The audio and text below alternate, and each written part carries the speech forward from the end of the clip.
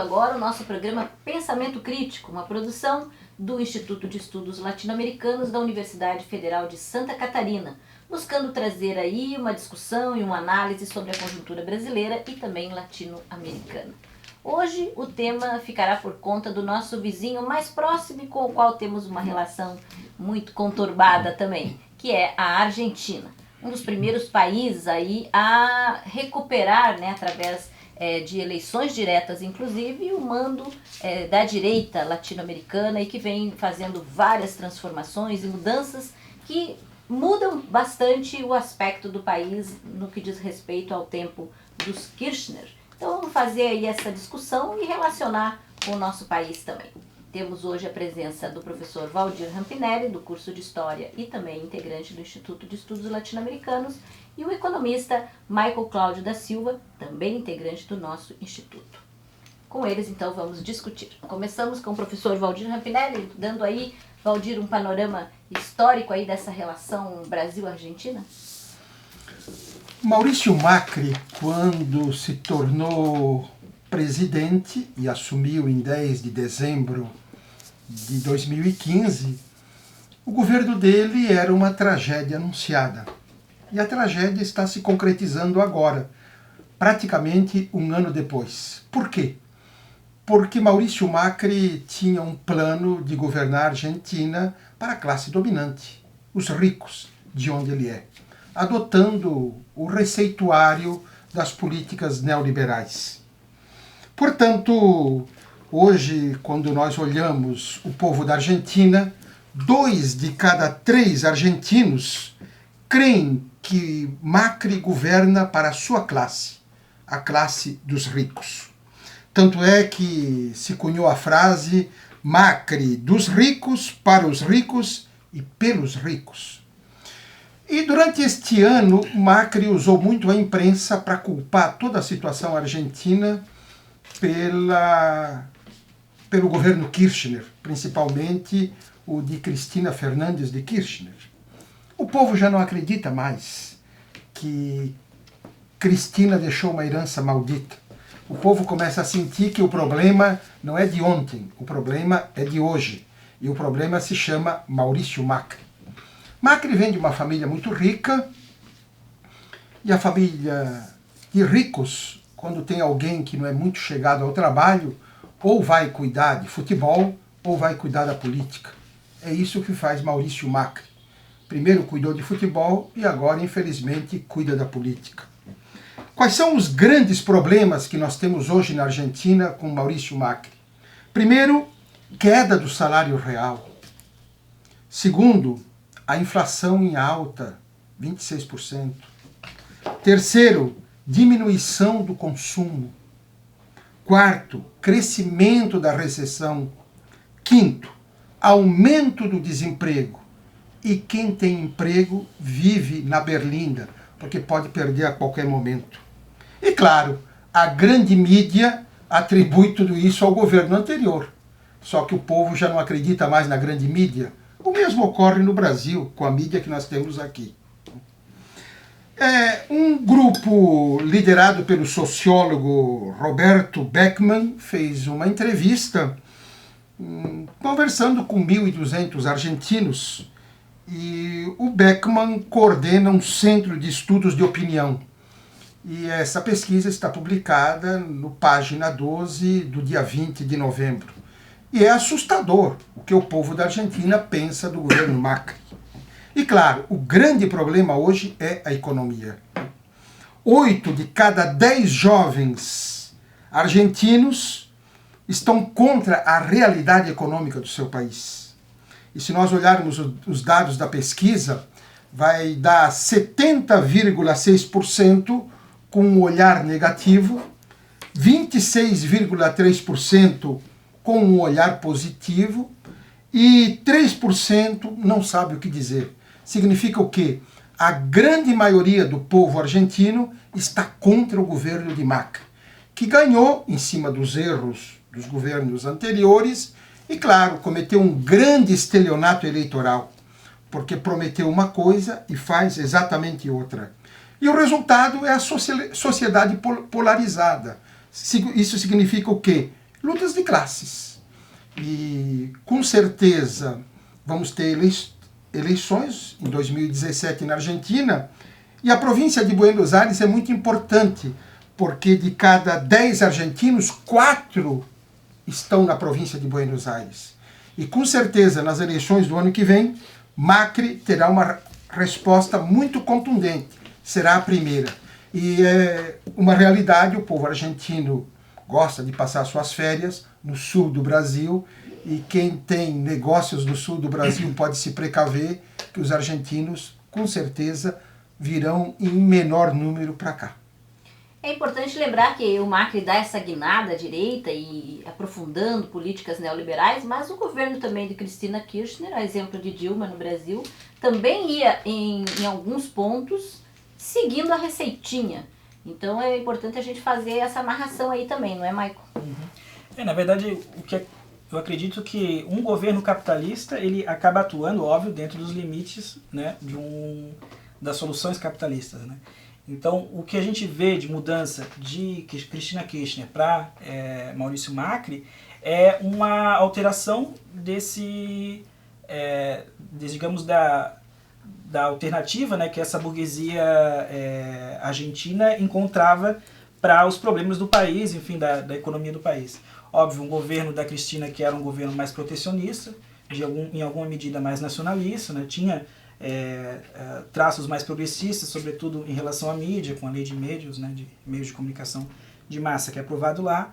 E num momento de crise internacional, em que os preços, por exemplo, das commodities, que a gente chama, né, que são os produtos básicos, como soja, enfim, petróleo, ele cai, a burguesia acaba buscando uma outra alternativa para solucionar esses problemas, que é esse modelo, né, que a gente já tinha visto nos anos 90 na América Latina, um modelo mais liberal em relação às medidas econômicas, né.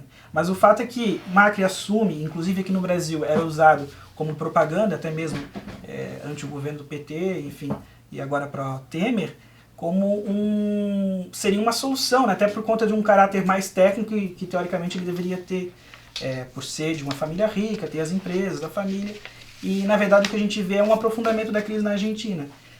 Acontece lá, por exemplo, desde setembro de 2015 até setembro de 2016, a indústria reduziu a produção em 7,3%.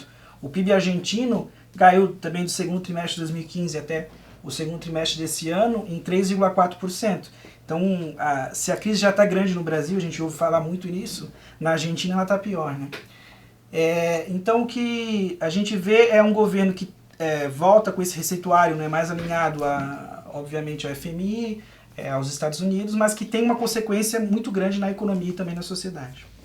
Uma das questões que eu achei bem interessante da eleição do Macri foi no segundo dia, ou seja, a partir do momento que deu a eleição, já os jornais, que eram os grandes inimigos da Cristina Kirchner, falando de rever todas as leis da anistia, da ditadura, etc. Isso também é um tremendo retrocesso que está se vivendo na Argentina, né? Sem dúvida, uma das propostas do governo Macri era não punir os torturadores e todos aqueles que praticaram o terror de Estado durante 1976 a 1983. Tanto é que hoje existe um grupo de padres na Argentina que são chamados de Opção pelos Pobres e atuam dentro da teologia da libertação. E entre as várias reivindicações que eles fazem, uma delas é continuar com os processos contra os torturadores da ditadura militar. E, inclusive, soltar Milagro Sala e os seus companheiros, que estão presos injustamente. E esse grupo também critica a própria igreja oficial da Argentina, que durante a ditadura apoiou o estado de terror e que hoje faz corpo mole, dizendo que é preciso esquecer o passado para reconstruir uma nova nação, como se esquecer o passado fosse encobrir as injustiças. Então, nesse aspecto, é muito importante que a sociedade argentina esteja muito organizada e exija o cumprimento de todas essas leis. Quero lembrar que um capelão militar que foi condenado a cerca de 30 anos de cadeia, aquele que abençoava os torturadores quando voltavam dos voos noturnos, jogando as pessoas vivas no Mar del Plata, um dos seus sobrinhos ocupa um cargo importante nomeado por Macri. Isso é uma vergonha. Então é preciso tomar muito cuidado, porque há a possibilidade de se encobrir os julgamentos, que, diga-se de passagem, são um exemplo para toda a América Latina.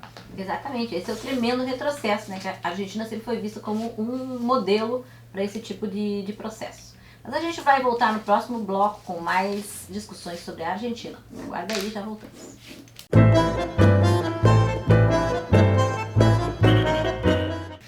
Voltamos com o nosso programa Pensamento Crítico, uma produção do Instituto de Estudos Latino-Americanos da Universidade Federal de Santa Catarina. Hoje, falando sobre a Argentina. A Argentina que viveu aí na última semana grandes mobilizações dos trabalhadores, inclusive com a frente de esquerda, que foi uma opção na eleição presidencial, mobilizando aí milhares de pessoas em protestos nessa semana na Argentina. Então a população também já viu que a coisa não está legal e está se organizando. Como é que é essa relação, Michael, dessa economia que está despencando e o ascenso novamente das lutas sociais? É normal que isso aconteça, principalmente logo da ascensão de um governo, né, com medidas mais liberais e que acaba tentando diminuir a crise na economia capitalista desde uma perspectiva de aumentar, sobretudo, a inflação, né? O governo de Macri, é bom a gente dizer, faz uma desvalorização, uma mega desvalorização do peso argentino. Isso tem um impacto na medida em que transfere do câmbio para os preços locais um aumento considerável, né? E a população mais pobre é quem mais sofre com isso, com o aumento dos produtos básicos, alimentos, enfim, né? Da mesma maneira, há, óbvio, uma pressão sobre os salários, né? Com essa pressão inflacionária, os salários não são repostos, a população cada vez mais tem um salário real menor, então acaba tendo um custo de vida mais caro, né? E com desemprego e subemprego, né? O desemprego na Argentina chega a quase 10% agora, os dados oficiais, e esses são os dados oficiais, né? Além disso, existe também um subemprego, que é a população que tem um acesso a postos de emprego precários, né? Precarizados.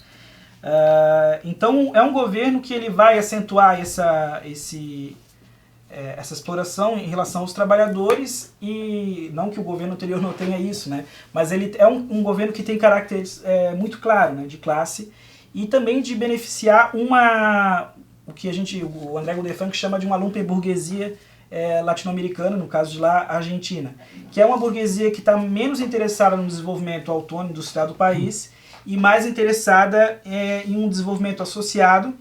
No caso da Argentina, é interessante a gente dizer que, por exemplo, a capacidade instalada da indústria lá, que está sendo usada, ou seja, são as máquinas que estão em processo produtivo, é relativamente baixa.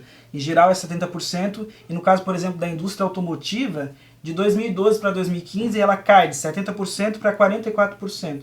Ou seja, a produção industrial diminui muito, enquanto que a produção agrária, né, de soja, principalmente, mas também outros produtos, ela tem um crescimento. Então, são justo as áreas que usam menos o trabalho e têm um trabalho menos qualificado, um salário menor, aquelas que passam por um crescimento, enquanto a área, por exemplo, industrial, em que tem um salário uma consideração num patamar maior, ele acaba tendo menos importância, né, nesse novo momento, digamos, da economia argentina. Mas é importante notar, né, Michael, que a mobilização dos trabalhadores na Argentina é uma coisa que flui de maneira muito forte, né? Os Sim. argentinos não se acomodam por nada e a rua é um espaço Sim. hoje. Né? A Argentina sempre foi um espaço em que as lutas afloram sempre de uma maneira muito forte, né? Talvez até mesmo pela própria concentração do país, né, da economia no país, numa cidade que é Buenos Aires, que tem uma importância estratégica muito grande, né? Então, Buenos Aires é o centro político, econômico, social do país, as lutas acontecem muito lá. Então, isso tem um impacto muito grande na organização dos movimentos, né? Tanto que esses dias a gente viu, por exemplo, em relação ao movimento feminista, a as mulheres, dizendo, né, um já basta, nenhum a menos, que era em relação ao feminicídio, né? E agora, enfim, com as medidas do governo, isso tende a se acentuar. O que eu vejo acontecendo muito no governo do Macri é uma tentativa de, diante dessa crise internacional, buscar uma saída, óbvio, mais neoliberal, para se associar mais essa economia dependente argentina às economias centrais, né? E isso depois a gente pode falar um pouco mais, mas diante do cenário futuro pode ter uma consequência muito grande e negativa para a Argentina. E Rampinelli, uma coisa que a gente percebe muita semelhança do governo Macri e agora do Brasil é essa tentativa de criminalizar os adversários, né, e também as lideranças dos movimentos de trabalhadores, como é o caso da Milagro, que tu já falou, que está presa, que tem uma campanha internacional, e inclusive colocando, a Cristina também, né, está sob investigação e tudo, colocando essas pessoas numa vala comum de crimes comuns, né? Isso seria parte de um grande plano aí do Império? Sem dúvida nenhuma, tanto Temer quanto Macri trilham o mesmo caminho. Claro que Macri avançando mais em alguns aspectos. Ambos têm muita ligação com a Agência Central de Inteligência dos Estados Unidos.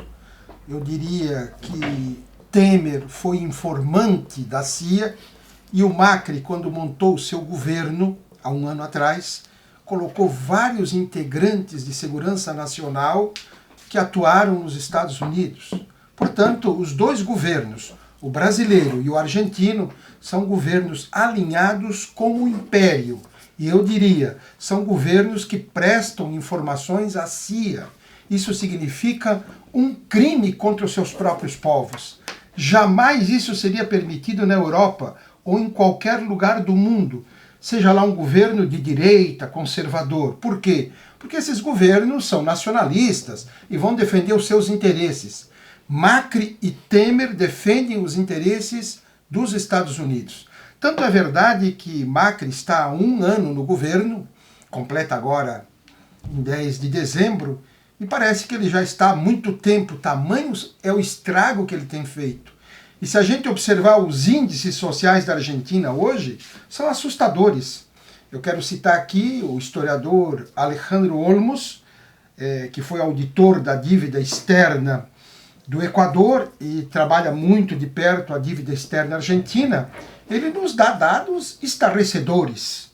Por exemplo, neste ano de governo do Macri, a pobreza na Argentina aumentou de janeiro a junho 3,5% da população. Isso significa que a Argentina tem hoje 1.400.000 pobres a mais. Isso está na conta de Maurício Macri, o grande rico da Argentina. Nos últimos 5 meses, desapareceram na Argentina 127 mil empregos no setor privado. E também desapareceram mais de 100 mil empregos do setor público. Significa o quê? São pessoas que vão para a margem de pobreza e em seguida o resultado é o aumento da criminalidade. A produção industrial, como falou o Maicon, caiu e o dado que o Alejandro Olmos põe é 6%. Isso é muito. Por quê? Porque deveria crescer e nem fica no mesmo patamar, cai. Aumentou a dívida em 48 mil milhões de dólares, com juros que vão de 6,25 a 7,25. Todas as emissões da dívida estão submetidas à legislação estrangeira e à jurisdição de Nova York. Significa o quê? Que a dependência econômica é tão grande que você não consegue resolver os seus problemas nem sequer nos seus tribunais. Você tem que depender de tribunais de fora. Isso, a gente tem um nome, se chama o novo colonialismo. É o que a Argentina está passando hoje, um novo colonialismo. E claro, o grave de tudo isso é que a oposição majoritária peronista apoia essas políticas. Como hoje no Brasil, quase todos os partidos apoiam as políticas do Temer. São partidos lá e cá que não se dão conta de que estão entregando o país para o capital estrangeiro. Ou não se dão conta ou simplesmente seguem com o que historicamente sempre foi, né? Nos países dependentes serem justamente os sócios mais pobres, digamos assim, mas a elite sempre dando moral para fora do que para o seu próprio país. Bom, mas a gente volta então no próximo bloco, vamos falar de dívida externa e também sobre essa nova forma aí de político, né, que o Macri representa muito bem, que é o apolítico, né, o cara que não está ligado na política. A gente já volta.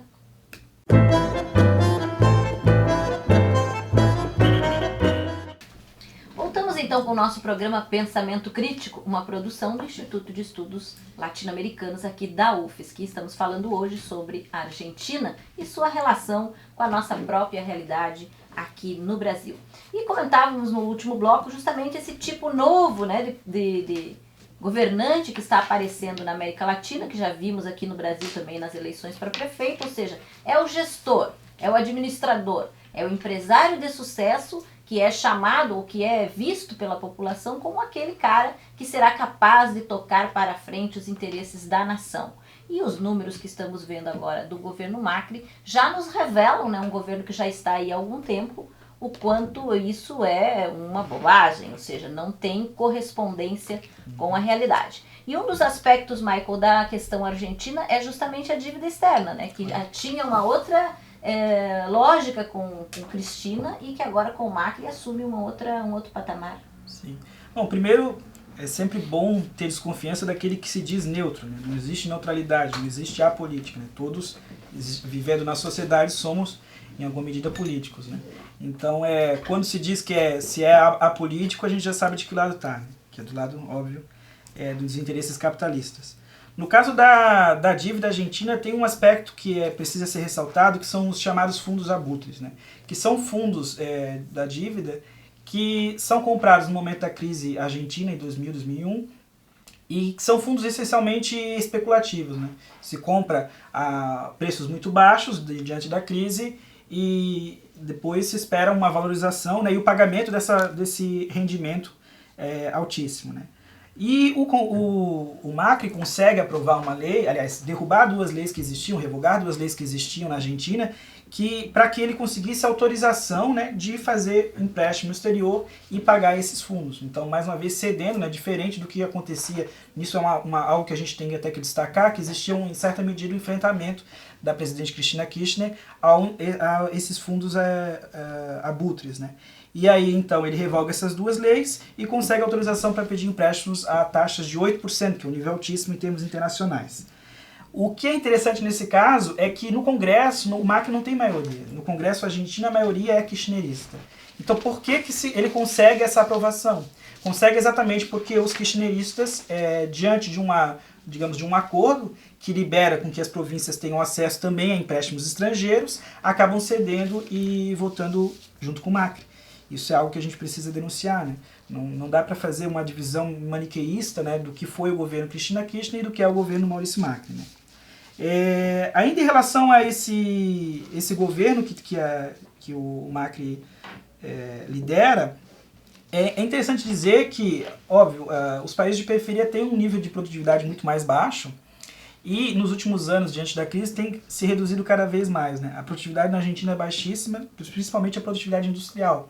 Então, enquanto o modelo, né, digamos, que a Cristina Kirchner adotava era de um maior protecionismo, incentivo à indústria, Maurício Macri vai exatamente fazer o contrário. Então, ele diminui esse protecionismo e aumenta o incentivo à agricultura, né? E na agricultura é importante dizer que a América Latina tem quase que uma produtividade natural, que óbvio é a fertilidade desse solo, né? E a possibilidade de plantar uma grande quantidade de produtos que não são encontrados em outras, digamos, em outras partes do globo. Então, digamos, um modelo em que, se diante dessa baixa produtividade, dessa situação de crise externa, ao invés de se proteger e se desenvolver a indústria nacional, não. Se faz exatamente o oposto. Se aposta num maior incentivo à agroexportação, né? E também, no caso da dívida argentina, também nessa possibilidade de endividamento parasitário, né? Assim como acontece no Brasil, né? Com a questão dos níveis da dívida. E outra coisa bastante parecida com a nossa realidade brasileira aqui é justamente o papel da mídia, né? A mídia comercial que foi atacada, digamos assim, pela Cristina, né, com os movimentos sociais, avançando também na lei de meios, e a guerra que travou contra o grupo Clarim, que é o maior grupo da Argentina privado de comunicação, muito parecido com a nossa história aqui, né, de oligopólio, etc. Isso ajuda a aprofundar, Valdir, esse novo colonialismo, ou seja, também essas relações com o Brasil, porque o Brasil está indo pelo mesmo caminho, quer dizer, é como se a gente estivesse voltando a ser única e exclusivamente, tanto a Argentina quanto o Brasil, e em alguma medida Uruguai e Paraguai, apenas produtores de produtos agrícolas. Sem dúvida nenhuma. Acontece que a grande mídia mundial, que de grande só tem o nome, defende sempre os interesses do grande capital. Esta é a função dela. É aquilo que o Ludovico Silva chama de mais-valia ideológica. É ganhar as pessoas para a classe dominante e dizer, não tem outro caminho a não ser esse. Claro que existe outro caminho. A revolução, a mudança radical. É possível mudar. É que a mídia repete, a exemplo de Joseph Goebbels, 1000 vezes a mesma mentira para que algo fique. E a mídia é muito semelhante à brasileira, com a argentina, com a europeia, com a estadunidense. É uma mídia financiada pelos grandes bancos, principalmente pelos bancos judaicos, e todos eles têm interesses muito definidos. Eu diria, a grande mídia mundial é um lixo. Ela não serve absolutamente para nada, para aquele que tem um pouco de visão. Tanto é verdade que o Maurício Macri entrou, claro, nesta onda, ele faz parte dela, e ele procura boicotar tudo aquilo que significa unidade na América Latina.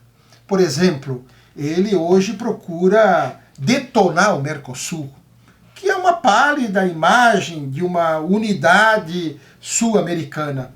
E dentro do Mercosul, ele ataca principalmente aqueles governos de cunho mais nacionalista, como Evo Morales na Bolívia, Rafael Correa no Equador, Nicolás Maduro na Venezuela, fazendo o papel que o imperialismo atribui a ele. No entanto, é bem possível que o Mercosul seja a solução, porque com as políticas do Trump, a Aliança para o Pacífico pode perder força. O Macri também não defende com vigor as Malvinas sendo argentinas, que é uma reivindicação histórica do povo argentino. Nem sequer a ditadura militar ousou não defender as Malvinas. E, claro, usou as Malvinas, inclusive, para tentar se perpetuar no poder. É claro que o Macri não diz que as Malvinas são da Grã-Bretanha, mas ele não faz um enfrentamento como fez, por exemplo, Cristina Fernandes de Kirchner, na ONU, nos organismos internacionais. É um homem que tem a alma vendida para o grande capital. E não interessa se as Malvinas são argentinas ou não. Interessa para ele acumular, defender a classe rica e assim por diante. É um homem que não trabalha a integração na América Latina. Pelo contrário, ele trabalha o processo de desintegração, querendo se aliar com o imperialismo.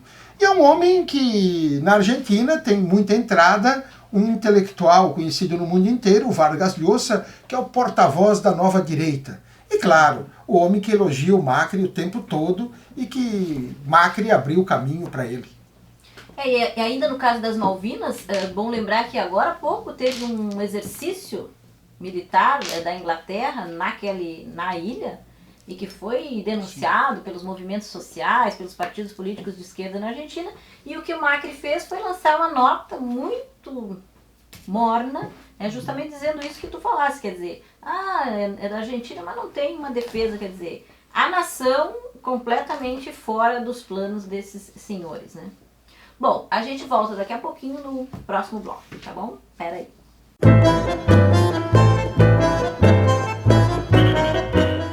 Voltamos com o nosso programa Pensamento Crítico, uma produção do Instituto de Estudos Latino-Americanos. E como é comum no nosso quarto bloco, vamos trazer aí uma dica de leitura. E já que estamos falando de Argentina, nada melhor do que dar essa dica dessa coleção Pensadores da Pátria Grande, que é uma coleção da editora Insular, que tem editado os livros aqui do Instituto de Estudos Latino-Americanos, com vários pensadores da América Latina muito importantes e que precisam ser conhecidos. E dentre eles está Manuel Ugarte, que é um pensador argentino, lá do início do século XX, um nacionalista, basicamente, que justamente toda a sua obra perpassa esse debate, né? A necessidade da Argentina para os argentinos. Claro que não é aquele nacionalismo xenófobo, é o chamado nacionalismo revolucionário. Então fica a dica, esse é um livro pequeno que mostra o teor da obra do Manuel Ugarte, que a pessoa lendo pode ficar curiosa para conhecer aí sim a sua obra completa. Um grande pensador e ninguém que pense em América Latina pode deixar de ler, tá bom? E nós seguimos aqui com o nosso debate com o professor Rampinelli e o Michael Cláudio da Silva. Agora vamos falar um pouco, então, nesse último bloco, do que se pode esperar aí do futuro, né? Esse giro para a direita que a gente está vendo na Argentina, no Brasil, já com as unhas da águia já presas lá também na Bolívia, né, que deve ter eleições daqui a pouco, Uruguai seguindo um caminho também não muito revolucionário, o Chile, o Peru já completamente dominado há muito tempo. Então, como é que vocês veem esse momento da América Latina que parece que o pêndulo girou para o outro lado? Eu acho que, bom, esse giro à direita não pode ser entendido como uma causa, digamos, do que a gente vê na América Latina. Ele é mais como uma consequência de um fenômeno que, ao meu ver, é econômico, que é essa crise mundial e a necessidade das burguesias, né, latino-americanas de buscarem uma outra alternativa dentro desse limite delas, né, conservador, óbvio, de se associar às cadeias globais de produção de mercadorias. Então, se esgota o modelo que tinha sido esse modelo mais progressista, já não era mais sustentável do ponto de vista dos interesses deles esse modelo, então eles buscam retomar o modelo neoliberal para conseguir uma maior aproximação com os países centrais e conseguirem, portanto, exportar principalmente os produtos primários para lá. Isso a gente verifica quando vê em toda a América Latina a diminuição da importância da indústria, né, nos dados, né, de exportação da região. E também pode ser verificado quando o próprio Rampinelli estava comentando a respeito desse desinteresse e até boicote do próprio Macri em relação ao Mercosul.